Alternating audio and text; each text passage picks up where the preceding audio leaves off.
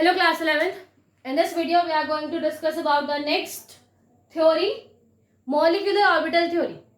So यार इस lesson की लास्ट थ्योरी है, ये आप completely अच्छे तरीके से पढ़ लीजिए तो ये चैप्टर यहाँ पर खत्म हो जाएगा. So molecular orbital theory, I am not saying the last video, I am saying the last topic. So molecular orbital theory, basically इसके previous आपने बहुत सारी theories पढ़ी, but वो जितनी भी theories थी basically एक atom के regarding, एक एटम्स के बारे में उन्होंने बताया कि एटम का क्या स्ट्रक्चर हो सकता है, किस तरीके से वहां पर बॉन्ड शेयर हो सकते हैं, कैसे बॉन्ड बनेंगे. वैसे प्यार थ्योरी में आपने देखा किस तरीके से उनका शेप हो सकता है. देन ऑर्बिटल ओवरलैपिंग थ्योरीज में आपने देखा कि किस तरीके से ऑर्बिटल ओवरलैप करते हैं. बट यहाँ पर क्या हो रहा है, अब हम यहाँ पे मॉलिक्यूल की बात कर रहे हैं कि जब एटॉमिक स्ट्रक्चर है या एटॉमिक स्टेज में कोई भी एलिमेंट है तो जब वो क्या हो रहे हैं आपस में ओवरलैप करते हैं. प्रीवियस आपने पढ़ा कि वो क्या कर रहे हैं, ओवरलैप करते हैं और उनसे ऑर्बिटल बनता है. बट जो ये थ्योरी है ये कहती है कि ये ओवरलैप नहीं कर रहे. जैसे कि अभी तक आपने ये देखा कि कुछ तरीके से दो ऑर्बिटल है वो आपस में ओवरलैप करते हैं, हाइब्रिडाइजेशन जो चीजें आपने पढ़ी, और फिर एक न्यू मॉलिक्यूल वहां से बनता है. बट ये थ्योरी क्या कहती है, ये थ्योरी कहती है कि ये ओवरलैप नहीं कर रहे हैं, ये एक दूसरे में मिक्स हो जाते हैं, एक दूसरे में प्रॉपर मतलब कंबाइन हो जा रहे हैं प्रॉपर तरीके से. दैट मीन्स कि पहले अगर दो अलग अलग एटम थे, अब वो मिक्सिंग करने के बाद एक ही एटम में कन्वर्ट हो गए. ये दो एटम एक ही एटम में कन्वर्ट हो जाते हैं. ठीक है, यहाँ पर किसी ओवरलैपिंग की बात नहीं कर रहे, यहाँ पे बता रहे हैं कि जो भी ऑर्बिटल्स हैं वो आपस में कंबाइन कर जाते हैं और कॉम्बिनेशन बनाकर देन एक न्यू मॉलिक्यूल स्ट्रक्चर बनता है. तो वहां पर ये जो थ्योरी है उसे हम मॉलिक्यूलर ऑर्बिटल थ्योरी बोलते हैं. अब ये मत सोचना कि जितनी भी चीजें अभी अब तक आपने पढ़ी, हाइब्रिडाइजेशन पढ़ा, उसका यूज नहीं है, वही मैक्सिमम यूज होता है. आपको जितने भी आगे आप 12th क्लास में जो चीजें पढ़ेंगे वहां पर हाइब्रिडाइजेशन का बहुत रोल प्ले है. आपको पता होना चाहिए कि हाइब्रिडाइजेशन कैसे होता है, कौन कौन सा हाइब्रिडाइजेशन है, उसकी वजह से क्या प्रॉपर्टीज होती है. तो वो चीजें हम वर्क बिल्कुल करते हैं, बिकॉज जो उन्होंने भी फिनोमिनन बताया था कि किस तरीके से हो रहा है वो बिल्कुल सही बताया है. आप यहाँ पर भी देखेंगे कि मॉलिक्यूलर ऑर्बिटल थ्योरी में जब ये मिक्सिंग कर रहे हैं या फिर कंबाइन कर रहे हैं दो ऑर्बिटल्स को, तो उसी बेसिस पे जैसे मैंने आपको हेड ऑन ओवरलैपिंग बताई थी, साइड साइड ओवरलैपिंग बताई थी, तो वहां यहाँ पर भी head on and side side overlapping की जैसी ही चीजें हैं. बट सिर्फ उनका ये कहना था कि वो ओवरलैप करते हैं एक दूसरे से, सिर्फ अटैच हो जाते हैं. बट और इस थ्योरी में कहना है कि वो ओवरलैप नहीं करते, वो आपस में कंबाइन हो जाते हैं, आपस में मिक्स होकर एक नया मॉलिक्यूलर स्ट्रक्चर जो कि ऑर्बिटल स्ट्रक्चर से, एटॉमिक स्ट्रक्चर से थोड़ा सा अलग होता है, वो यहाँ पर फॉर्म होता है. ठीक है, तो ये हमें यहाँ पर थ्योरी पढ़नी है. तो फर्स्ट ये थ्योरी दी किसने थी, ये थ्योरी दी थी हुंड एंड म्यूलिकर ने. These are the two scientist. Hund का आप नाम पहले भी बहुत जगह पढ़ चुके होंगे केमिस्ट्री में ही. सो इन्होंने बहुत सारी चीजें बताई हैं. तो ये जो थ्योरी है वो बेसिकली दी थी हुंड और म्यूलिकर ने. आज इस वीडियो में हम फीचर्स पढ़ने वाले हैं, जो यहाँ पर उन्होंने इंपॉर्टेंट पॉइंट बताए थे कि किस तरीके से जो मॉलिक्यूलर ऑर्बिटल्स है वो फॉर्म होते हैं. तो फर्स्ट आप यहाँ पर पॉइंट्स पढ़ेंगे, फीचर्स पढ़ेंगे, कंडीशंस पढ़ेंगे जो कि कंपल्सरी है for the molecular orbital theory. So first point and first feature, electrons in molecule. अब यहाँ पर क्या हो रहा है, हम इलेक्ट्रॉन्स की बात कर रहे हैं, वो भी कहां पर, मॉलिक्यूल के अंदर. ये थ्योरी बेसिकली मॉलिक्यूल्स के रिगार्डिंग है, मॉलिक्यूल जब फॉर्म हो जाता है. सो जब क्या हो रहा है, एक मॉलिक्यूल फॉर्म हो गया तो वहां पर जो इलेक्ट्रॉन्स हैं वो अपने ओरिजिनल ऑर्बिट में नहीं रहते, वो एक मॉलिक्यूलर ऑर्बिटल स्ट्रक्चर बन जाता है, एक मॉलिक्यूल का एक ऑर्बिट बन जाता है, ये उसी ऑर्बिटल्स में रहते हैं. जैसे कि आपने देखा होगा कि हमने एटॉमिक ऑर्बिटल्स बनाते हैं. सो ये न्यूक्लियस, देन ये कुछ आपको सेल दिखाई दे रही है और इसी सेल्स में क्या होते हैं, इलेक्ट्रॉन रहते हैं. सो ये कब हम बात कर रहे हैं, जब वो कैसे है, अपने एटॉमिक स्ट्रक्चर में है. और जब आप इसे देखेंगे तो ये आपको कुछ इस तरीके से दिखाई देता है, एक पॉजिटिव और उसके साइड में इस तरीके का आपको एक इलेक्ट्रॉन क्लाउड दिखाई देगा. कुछ ऐसा इलेक्ट्रॉन क्लाउड आपको यहाँ पे दिखता है. सो ये कैसा स्ट्रक्चर है, ये क्या है, जब एक एटॉमिक स्ट्रक्चर की बात कर रहे हैं. सो जैसे एटॉमिक ऑर्बिटल्स के अंदर इलेक्ट्रॉन्स होते हैं, जब वो क्या कर रहे हैं, जब वो कोई रिएक्शन या फिर कुछ भी रिएक्शन नहीं कर रहे, पार्ट नहीं ले रहे किसी भी मॉलिक्यूल के फॉर्मेशन में, तब तक वो इलेक्ट्रॉन्स एटॉमिक ऑर्बिटल्स में होते हैं. लेकिन जब कोई दो देखिए यहाँ पे क्या हुआ कि दो मैं यहाँ पर यूज कर रही हूँ, ये क्लाउड जैसा, यहाँ पर क्या इलेक्ट्रॉन्स मूव करता हुआ एक क्लाउड है।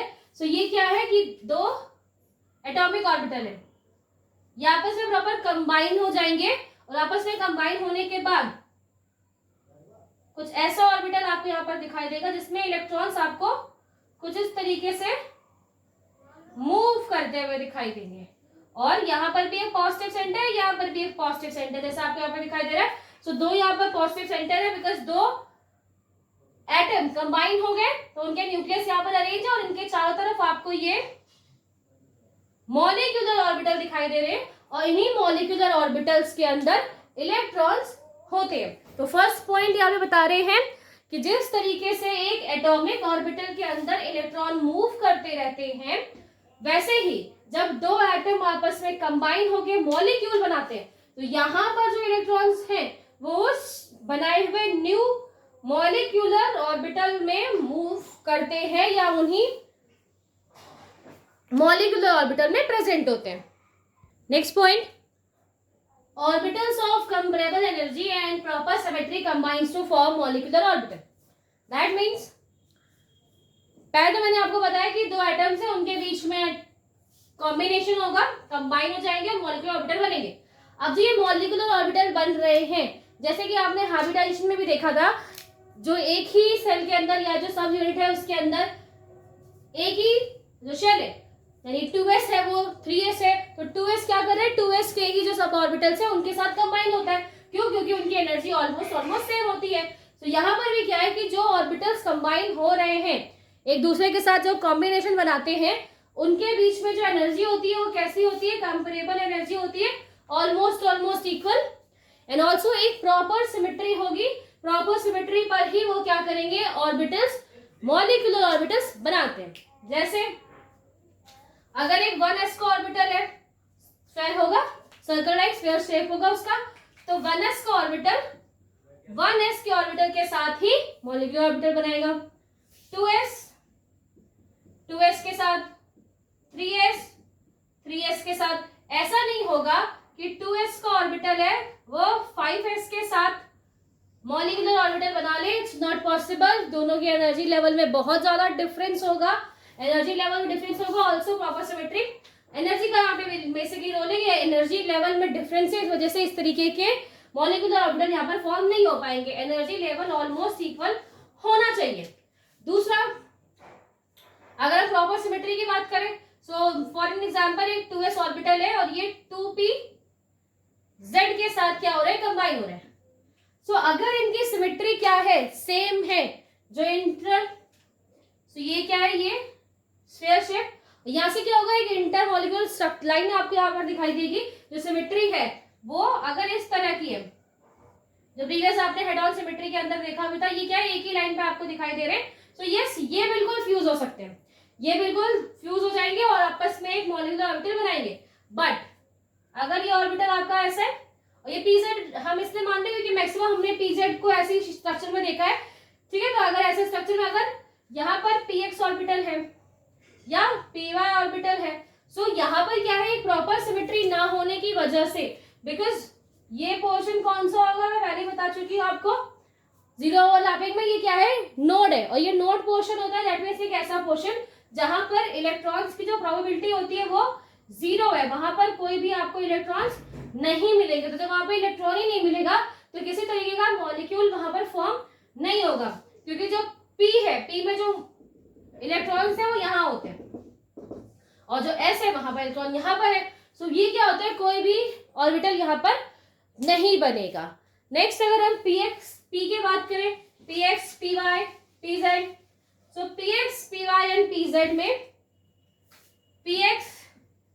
Px के साथ मिल सकता है, Py के साथ, Pz के साथ, बट Px Pz के साथ नहीं मिलेगा। क्यों? सिमेट्री नहीं होगी, प्रॉपर मैच नहीं होगा, वो इस तरीके से, और Z कैसा होगा, इस तरीके से। तो अगर मैंने एक साथ बना दिया, अगर ये पहला एक है दूसरा एक तरफ और आपस में फ्यूज आएंगे तो कुछ इस तरीके का बनेगा स्ट्रक्चर, जो कि यहाँ पर किसी भी तरह का न्यू ऑर्बिटल स्ट्रक्चर आपको देखने को नहीं मिलेगा। तो ये नेक्स्ट पॉइंट था हमारा, जिसमें फर्स्ट ऑफ ऑल एनर्जी कैसी होनी चाहिए, सेम होनी चाहिए या फिर कंपेरेबल एनर्जी, ऑलमोस्ट इक्वल। दूसरा, एक प्रॉपर सिमेट्री होनी चाहिए, प्रॉपर सिमेट्री बन रही हो तभी जाकर उसमें मॉलिक्यूलर ऑर्बिटल्स बनेंगे, यानी कि पी ऑर्बिटल कुछ इस तरीके से आए और दूसरा पी ऑर्बिटल भी आपको कुछ इस तरीके से आ मिले, तब उसमें आगे फ्यूजन होगा। बट अगर वो एक्सेस अलग अलग है, उनकी एक्सेस अलग अलग है, तो उसमें किसी भी तरीके का न्यू मॉलिक्यूलर ऑर्बिटल आपको बनता हुआ नहीं मिलेगा। Third point, in atomic orbital, जब कोई एटम है, अभी वो एटम स्ट्रक्चर है उसका, तो जब वो एटम स्ट्रक्चर में होता है, ये एक न्यूक्लियस, क्या है, क्लाउड है एक इलेक्ट्रॉन्स का। सो ये एक एटम है, एटॉमिक स्ट्रक्चर है अभी इसका। तो यहां पर जो भी ऑर्बिटल्स हैं या इस ऑर्बिटल्स में जो भी आपको इलेक्ट्रॉन्स दिख रहे हैं, इन इलेक्ट्रॉन्स के लिए ये इन इलेक्ट्रॉन्स पर जो इन्फ्लुएंस डाल रहा है वो कौन डालता है, बस एक न्यूक्लियस, सिर्फ एक ही न्यूक्लियस है यहाँ पर, इसलिए वो एक ही न्यूक्लियस क्या करता है, उन पे इन्फ्लुएंस डालता है। बट एक एटॉमिक ऑर्बिटल की अगर हम बात करें, तो जब एक एटॉमिक ऑर्बिटल वहां पर बनता है, तो वहां पर क्या है, दो न्यूक्लियस होता है। अगर हमने दो मॉलिक्यूल्स को वहां पर आपस में कंबाइन किया है, तो उसके दो न्यूक्लियस भी वहां पर होंगे।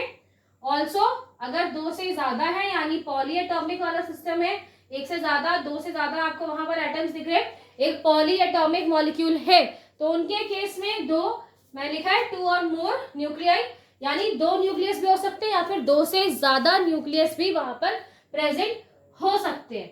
ठीक है, दैट मीन्स जब वो एटॉमिक स्ट्रक्चर पे है, एटॉमिक लेवल पे है, एटॉमिक ऑर्बिटल्स में है, तो उसे सिर्फ एक न्यूक्लियस कंट्रोल करता है, एक ही न्यूक्लियस का इन्फ्लुएंस उस पे होता है। नेक्स्ट, अगर वो मॉलिक्यूलर ऑर्बिटल में आ गया, तो वहां पर दो या मोर देन टू तो हम इसलिए कह रहे हैं कि एक से ज्यादा तो होगा ही, बिल्कुल एक अकेला होगा तो मॉलिक्यूल नहीं बनेगा, एक से ज्यादा होगा तभी वो मॉलिक्यूल बनाएगा। तो मिनिमम तो 2 और 2 से ज्यादा तो कितने भी मॉलिक्यूल्स हो सकते हैं, कितने भी एटम्स हो सकते हैं जो आपस में मिलकर मॉलिक्यूलर ऑर्बिटल बनाएंगे। और जब वो मॉलिक्यूलर ऑर्बिटल में होंगे, तो जितने ही न्यूक्लियस आपको वहां पर दिखाई दे रहे, वो सब उसमें मौजूद इलेक्ट्रॉन्स के ऊपर इन्फ्लुएंस डालते हैं।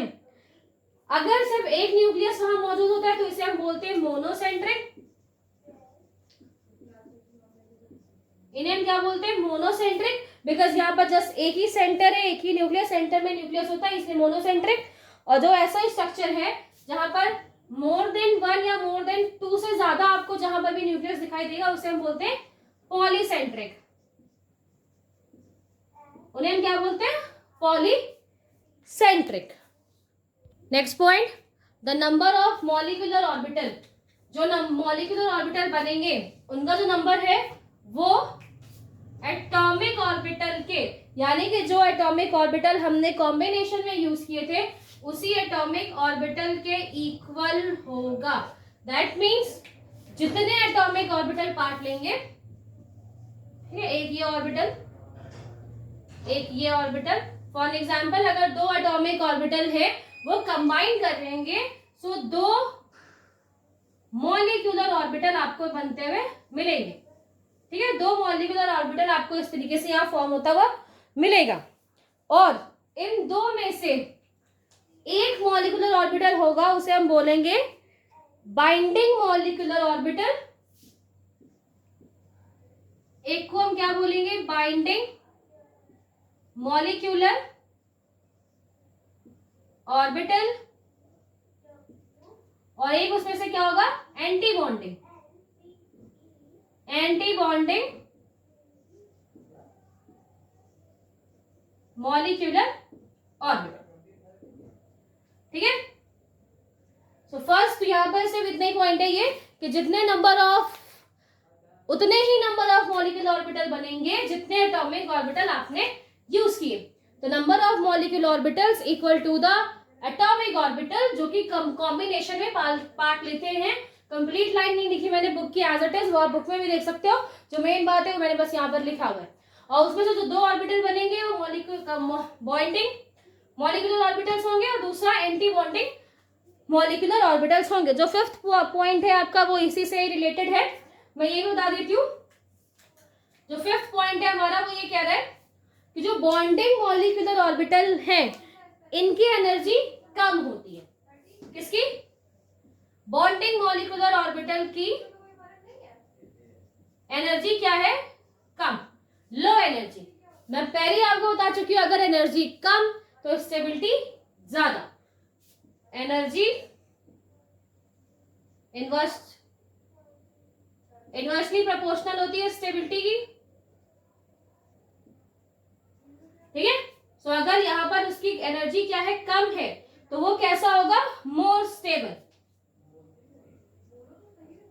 मोर स्टेबल। और वही अगर हम एंटी बॉन्डिंग की बात करें, so in case of anti bonding energy बहुत ज्यादा होगी, यहां पर एनर्जी आपको ज्यादा मिलेगी, हाई एनर्जी आपको मिलेगी। सो हाई एनर्जी, और एनर्जी ज्यादा है तो दैट मीन स्टेबिलिटी कम। सो लो या लेस स्टेबिलिटी, ठीक है। ये हमारा फिफ्थ पॉइंट था। सो फोर्थ पॉइंट क्या था कि जितने नंबर ऑफ मॉलिक्यूलर ऑर्बिटल्स या जितने नंबर ऑफ एटॉमिक ऑर्बिटल आप यूज कर रहे हैं उतने ही मॉलिक्यूलर ऑर्बिटल बनेंगे। उन मॉलिक्यूलर ऑर्बिटल में से एक ऑर्बिटल बॉन्डिंग मॉलिक्यूलर ऑर्बिटल होगा, दूसरा anti bonding molecular orbital. Bonding orbital की जो एनर्जी है वो लो होगी, लो एनर्जी, दैट मीन्स वो स्टेबिलिटी ज्यादा रखता है। एंटी बॉन्डिंग हाई एनर्जी, ज्यादा एनर्जी मतलब है स्टेबिलिटी लेस। कौन सा बॉन्डिंग होगा, कौन सा एंटी बॉन्डिंग, या आपस में जब आप स्ट्रक्चर बनाओगे तो वहां पे आपको समझ में आएगा। Next point, electron distribution around the nucleus. Nucleus के सराउंड में, न्यूक्लियस के चारों तरफ जो भी इलेक्ट्रॉन का डिस्ट्रीब्यूशन है वो एटॉमिक ऑर्बिटल्स के अकॉर्डिंग होता है। वैसे ही मॉलिक्यूलर ऑर्बिटल में जो इलेक्ट्रॉन का डिस्ट्रीब्यूशन है वो मॉलिक्यूलर ऑर्बिटल्स के अकॉर्डिंग होगा। मॉलिक्यूलर ऑर्बिटल जिस तरीके से वहां फॉर्म होंगे उसी के अकॉर्डिंग वहां पर इलेक्ट्रॉन को हम फिल करेंगे। बिकॉज यहाँ पर क्या होगा, ऑर्बिटल चेंज हो जाएंगे। पहले एटॉमिक ऑर्बिटल सेम हुआ करते थे, ठीक है, तो वहां पर डिस्ट्रीब्यूशन इतना अलग नहीं करता था, फर्क नहीं पड़ता था। बट मॉलिक्यूलर ऑर्बिटल्स में क्या होगा, एक मॉलिक्यूल का पूरा ऑर्बिट चेंज हो जाएगा, स्ट्रक्चर वहां पे आपको चेंज मिलेगा। तो किस तरीके से वहां पर इलेक्ट्रॉन डिस्ट्रीब्यूट होते हैं, तो वो जिस हिसाब से मॉलिक्यूलर ऑर्बिटल आपको वहां पर दिखेंगे वैसे वहां पर डिस्ट्रीब्यूशन होगा। ये जो डिस्ट्रीब्यूशन होता है, जैसे अभी तक आप पढ़ते आए हो, जो भी रूल्स है उनके अकॉर्डिंग, रूल्स है उनके अकॉर्डिंग कौन कौन से आपने रूल पढ़े होंगे? आपने पढ़ा होगा अफबाउ का रूल, तो जो आपने इलेक्ट्रॉन डिस्ट्रीब्यूशन के रिगार्डिंग अफबाउ का रूल, पाउली का रूल और हुंस का रूल पढ़ा हुआ है, जिसमें आपको प्रॉपर बताया जाता है कि किस तरीके से इलेक्ट्रॉन पहले 1s में, फिर 2s में, फिर 3s में वहां पर डिस्ट्रीब्यूट होते हैं अकॉर्डिंग टू अफबाउ। पाउली के अकॉर्डिंग वहां पर जो भी इलेक्ट्रॉन्स है उनका जो स्पिन है वो अलग होना चाहिए, ठीक है, हुंस रूल के अकॉर्डिंग। सो यहाँ पर ये क्या था कि जो रूल आपने प्रीवियस पढ़े हुए डिस्ट्रीब्यूशन उन्हीं ही रूल्स के अकॉर्डिंग होगा, उसमें कोई चेंज नहीं है। बट यस, मॉलिक्यूलर ऑर्बिटल भी वहां पर फॉर्म होंगे और मॉलिक्यूलर ऑर्बिटल में इनके अकॉर्डिंग इलेक्ट्रॉन का डिस्ट्रीब्यूशन होगा। सो ये यहाँ पे आपने पढ़ा अबाउट द फीचर्स कि मॉलिक्यूलर ऑर्बिटल थ्योरी में कौन कौन से फीचर्स हैं, एंड इन्हीं फीचर्स पे बेस्ड आपको बहुत सारे जो ऑर्बिटल्स है उनका फॉर्मेशन हम देखेंगे।